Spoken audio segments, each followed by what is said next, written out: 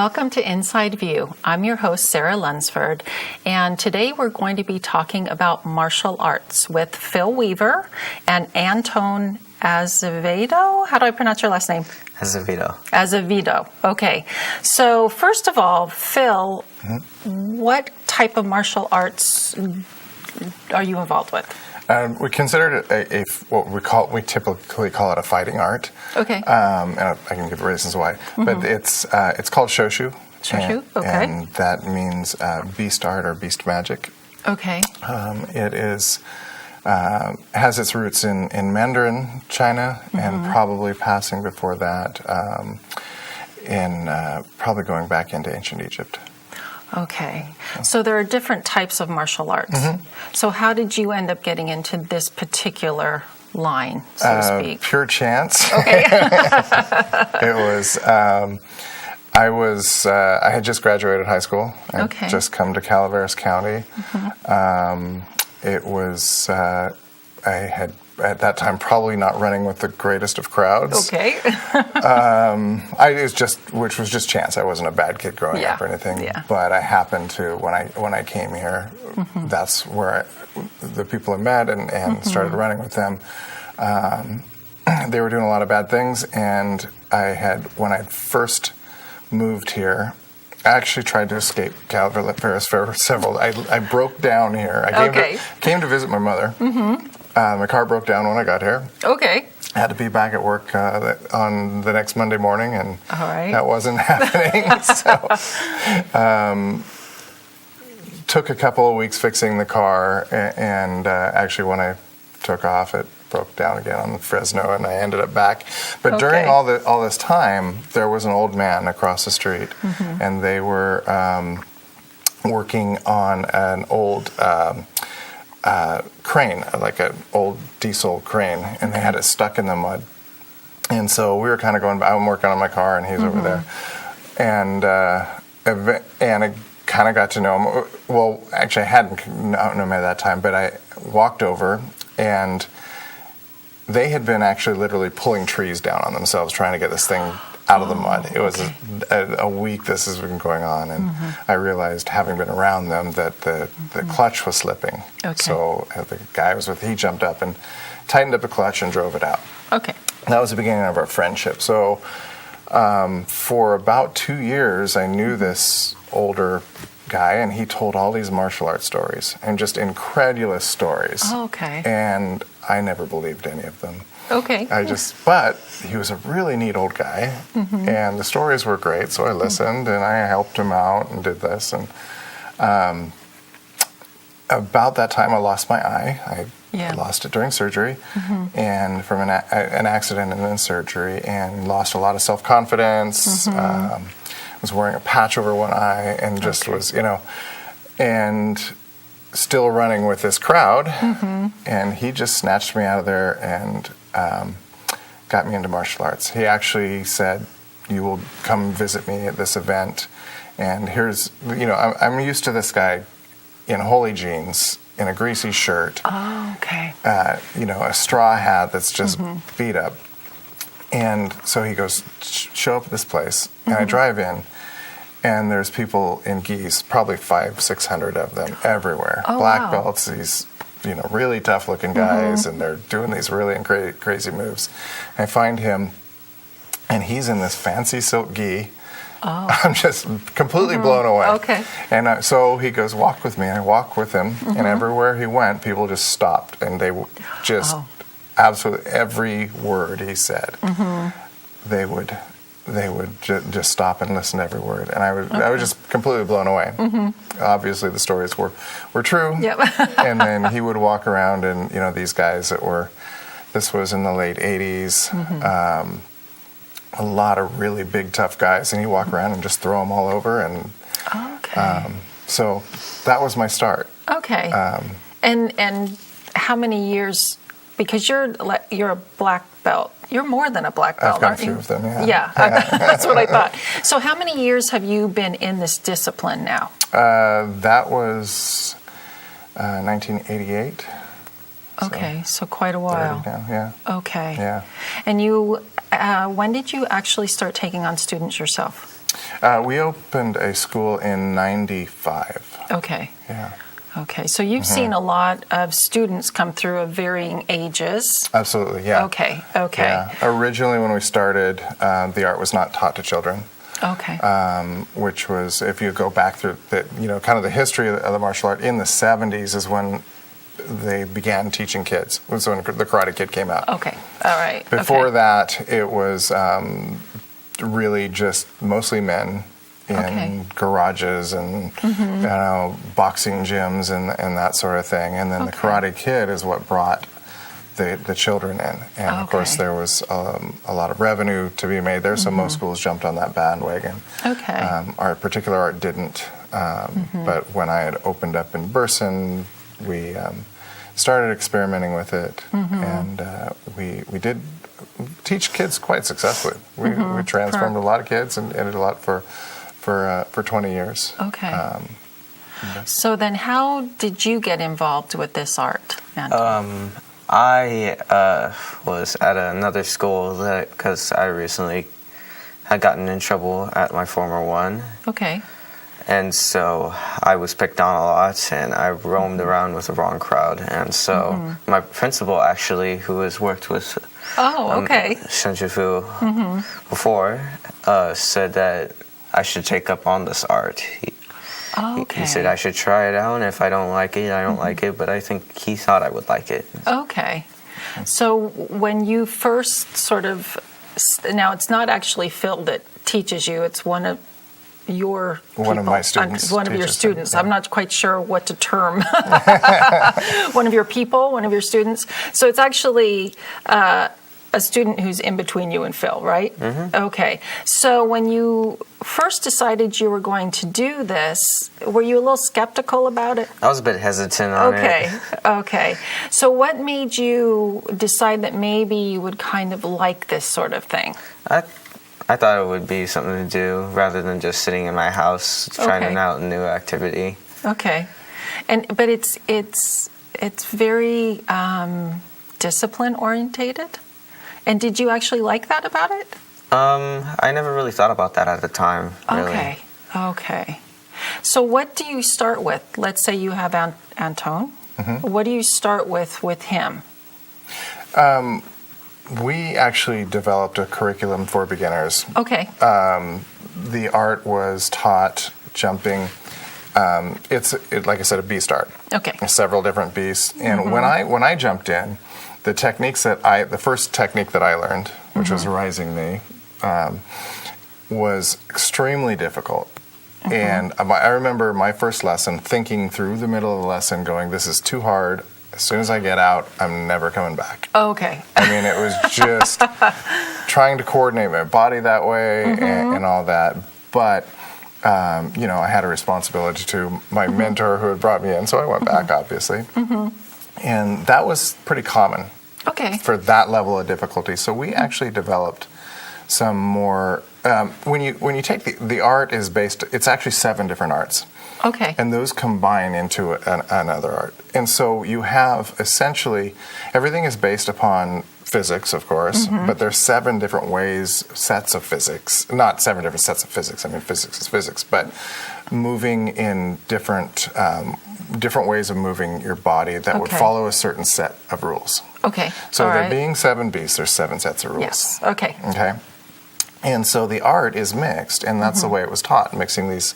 Okay. And so that made it extremely confusing because we're going by this rule set, and then we're going by that rule set, and sometimes we combine them, and extremely. So what we did is we took just the first beast, which is the bear, and made a curriculum, which was material that was normally taught, but just kind of mixed in. Okay. And we made a beginning curriculum out of that, and that made it much easier. So there's actually about a year's worth of training before getting into the training that I started with. You started with, okay. So now how long have you been doing the training? I've been doing Shoshu for about 2 years now. 2 years. So you went through the bear. So then what's the next beast? Then you get into the mixed beasts. The mixed beasts. Yeah. Okay. So at that point, you don't really understand, when you're as a student, you don't understand which beast you're doing or anything that. All right. That comes mostly after black belt. Then you start to separate them and understand them individually at that point. Okay. So then how did this affect your life? If your principal, it was your principal who suggested that you take this, and in the 2 years that you've been taking it, how has your life changed? I started to get more mature. I started taking things more seriously. This was one of the things that made me change. And then once I was told that I had a chance to go back into a public school, I wanted to take that chance and see if I really had matured enough to be at a public school rather than being at the school that I was at then. Okay. So what is it about this art that made you mature? The fact that what it taught me, how my posture was, how I acted around others, how others would act around me, that was one of the big things that it told me. So, what I'm hearing you say is that the more you learned in your mind, the more you put it together with your body, the more you projected your own self-confidence in who you are, then people reacted to that in kind. Is that what I'm hearing? Okay. I just wanted to clarify for myself. So, and you're back into public school now? Yes. And so how are you doing in public school now? Roughly, but I'm trying to improve myself. Okay, but it's a process. Yes. Okay.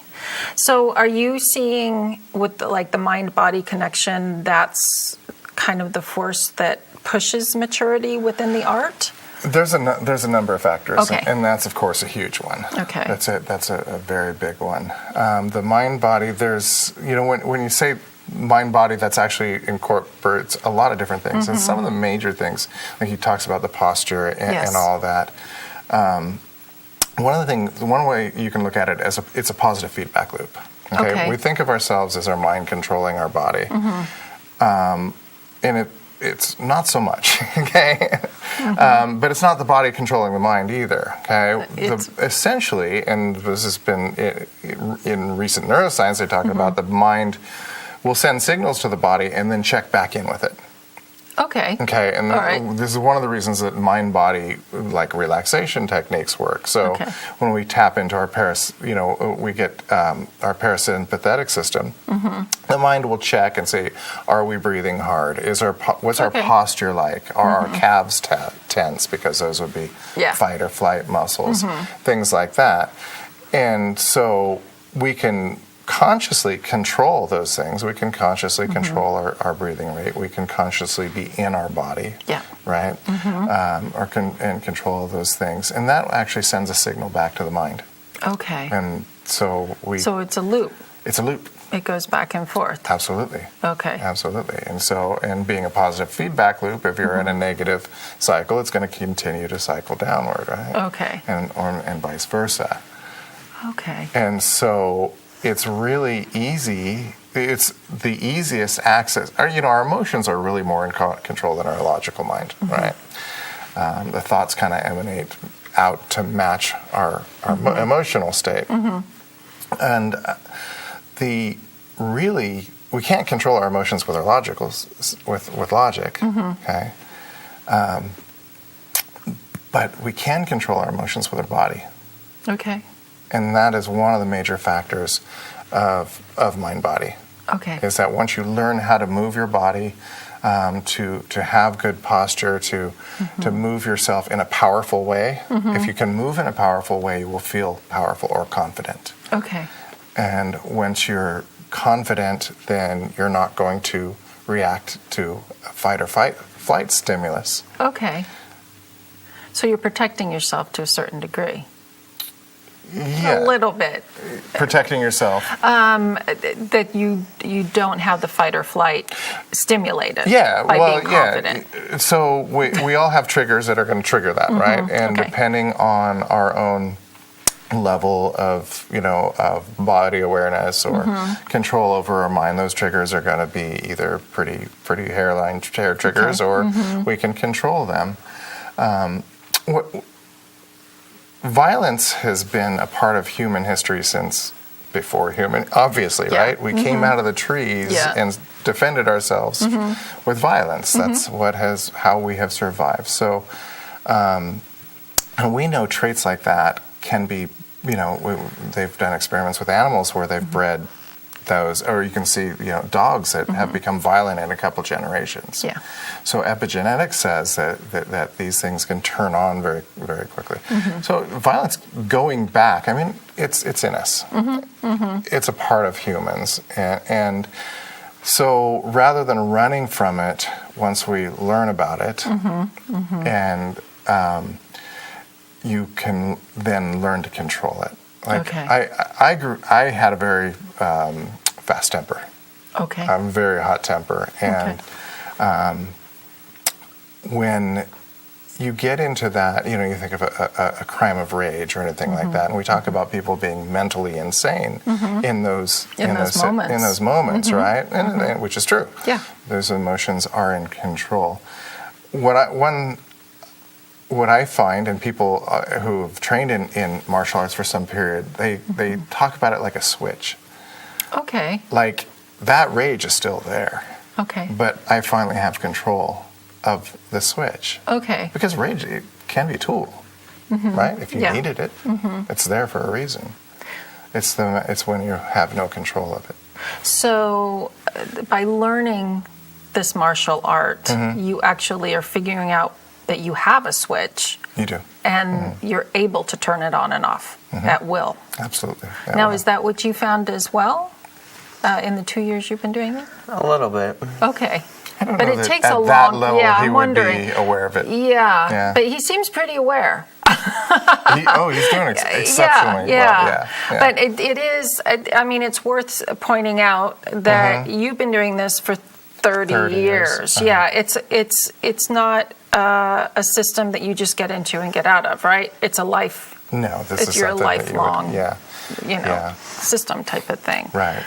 And the way we teach, that's the type of student we're looking for. Okay. That's what we do. Is we only take on a select few people that really want to, be a disciple, who want to really be into it. So what was in Anton? Hello, Sarah. What was in Anton? What did you see in him that made you think that he would be a good fit? It was his principal that convinced us. Oh, okay. A phone call from his principal and giving his background. And his principal is a longtime martial artist as well.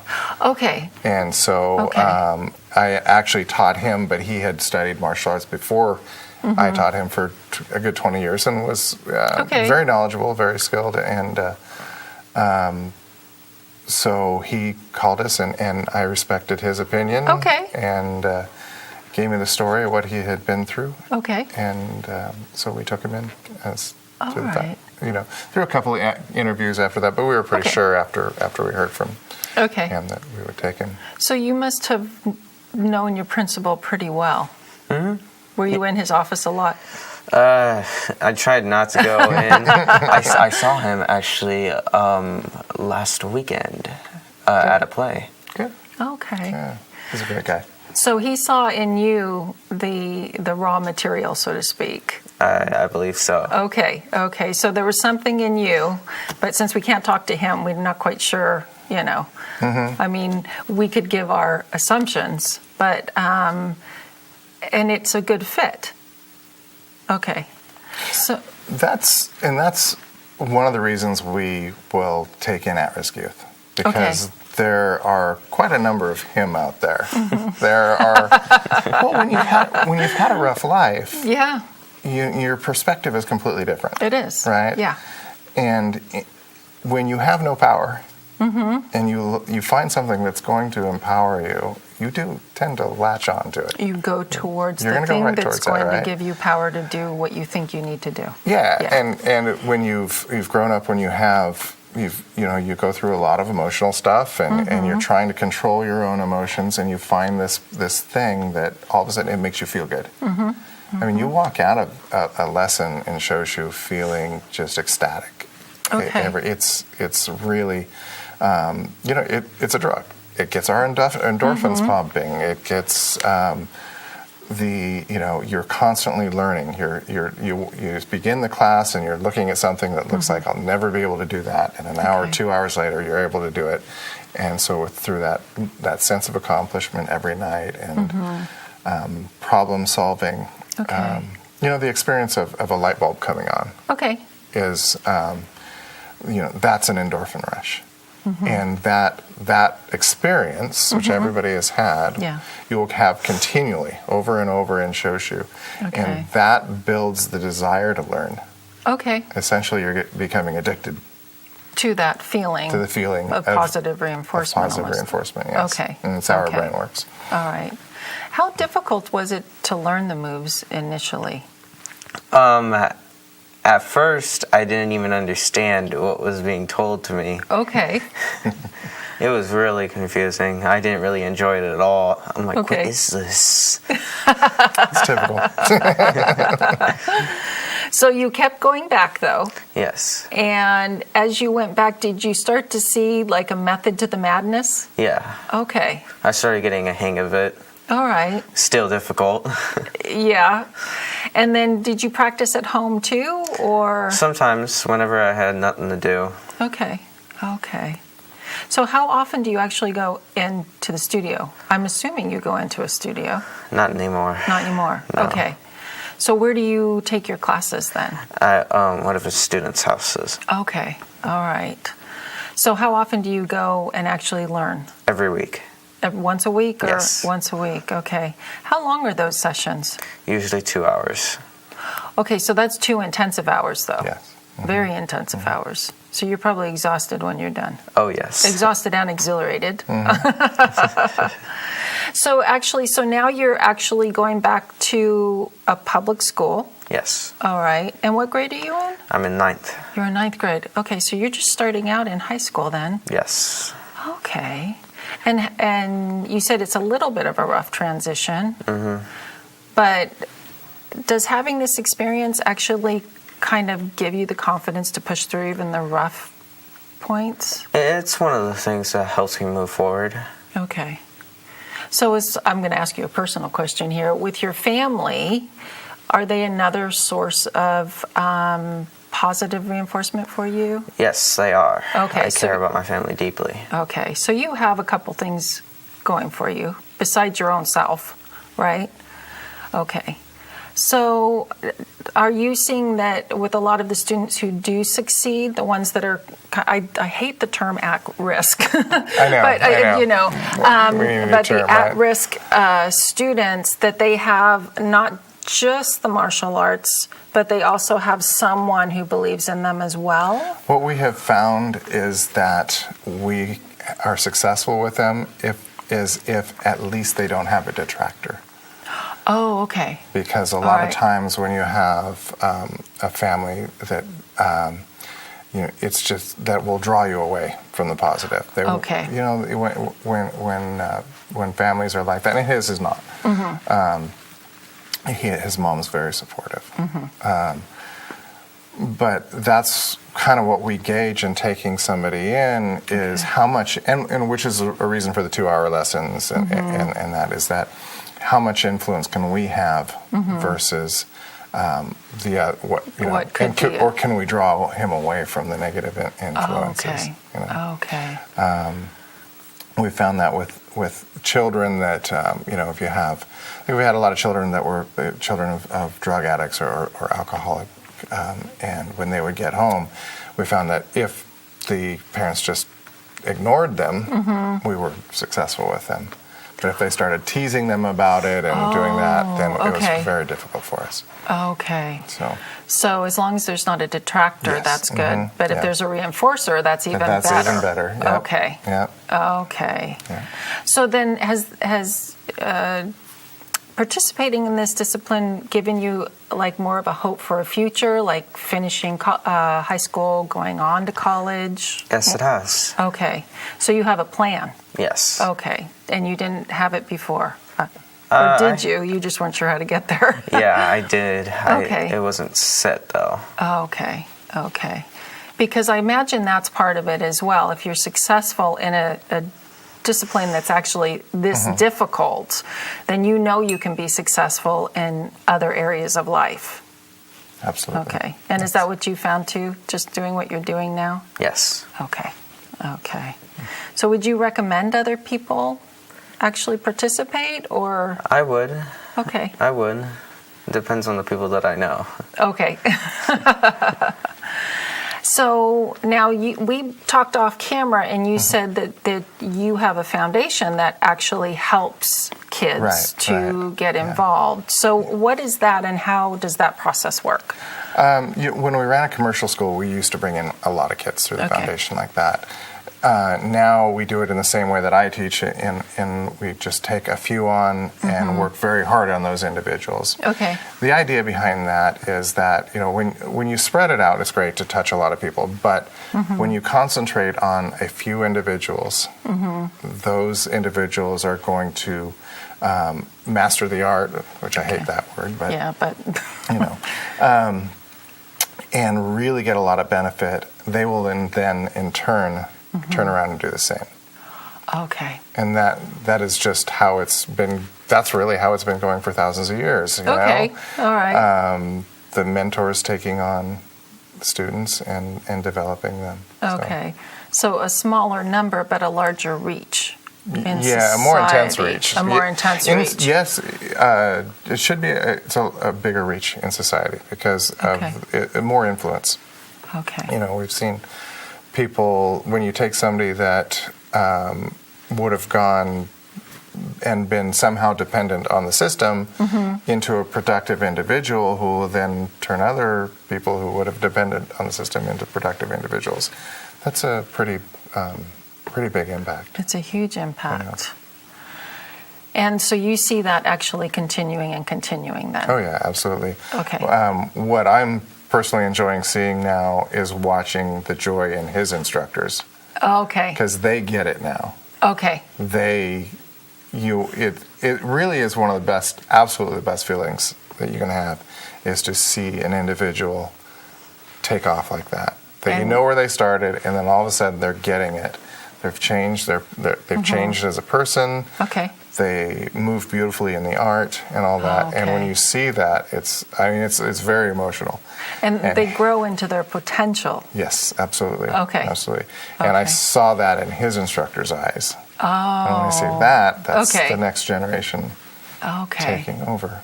So if somebody maybe wanted to get in contact with you, because we only have a couple more minutes, to talk about possibly being in the art, because you take older people too. We actually went back to teaching. We only take on adults as students. Okay. Which is traditionally how it was when my grandmaster learned.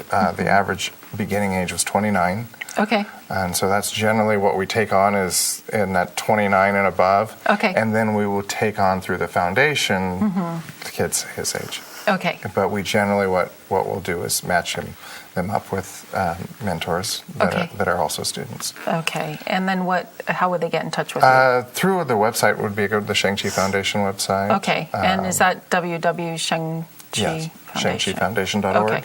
Okay. Okay. Great. Also shoshu.com. Okay. We have lessons there. So, okay. Well, thank you both for coming on the show and telling your story, so I appreciate it. And thank you for watching Inside View. I hope you have a good day.